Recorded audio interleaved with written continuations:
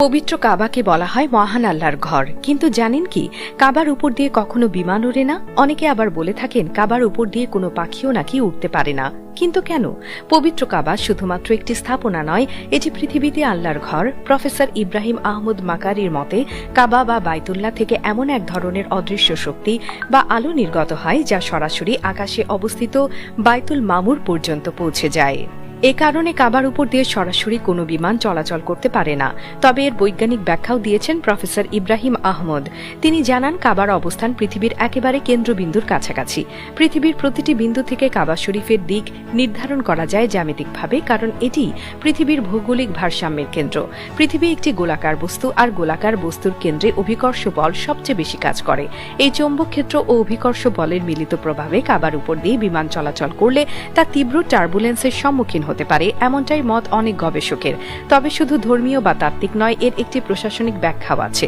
যারা প্রফেসর ইব্রাহিমের মতবাদে বিশ্বাস করেন না তারা বলেন কাবার উপর দিয়ে বিমান না ওড়ার আসল কারণ সম্পূর্ণ বাস্তব এবং প্রযুক্তিগত।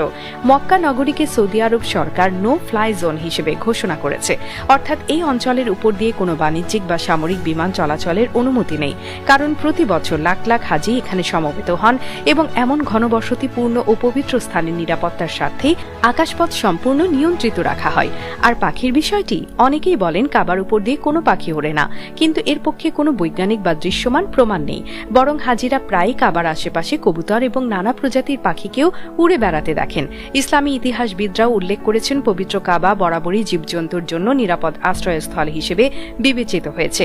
পাখিরা সেখানে উড়ে যায়, কখনো বসে বিশ্রাম নেয়, এমনকি হাজিদের ছায়ায় আশ্রয়ও নেয়। তাহলে প্রশ্ন আসে, এই ধারণাগুলো কেন ছড়িয়েছে?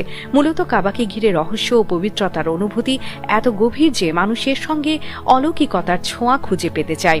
ইসলামে কাবা শরীফ এমন এক কেন্দ্রবিন্দু যার দিকে পৃথিবীর কোটি কোটি মানুষ মুখ করে নামাজ পড়ে। তাই এর সঙ্গে এক ধরনের আধ্যাত্মিক সংযোগ মানুষ অনুভব করে, যা বিজ্ঞান দিয়ে পুরোপুরি ব্যাখ্যা করা সম্ভব নয়। তবুও বাস্তবতা হলো কাবার উপর দিয়ে বিমান না ওড়ার কারণ প্রশাসনিক ও নিরাপত্তার জনিত, আর পাখিরা সেখানে স্বাধীনভাবে ওড়ে, যেমন পৃথিবীর অন্য যে কোনো স্থানে। কিন্তু তবুও কাবা শরীফের উপর যে শ্রদ্ধা, যে অনুভূতি, সেটি যুক্তি বা বিজ্ঞানের সীমা ছাড়িয়ে যায়। কারণ কাবা শুধু একটি স্থাপনা নয়, এটি মুসলিম বিশ্বের আত্মিক কেন্দ্র যা পৃথিবীকে এক বিন্দুতে একতাবদ্ধ করে।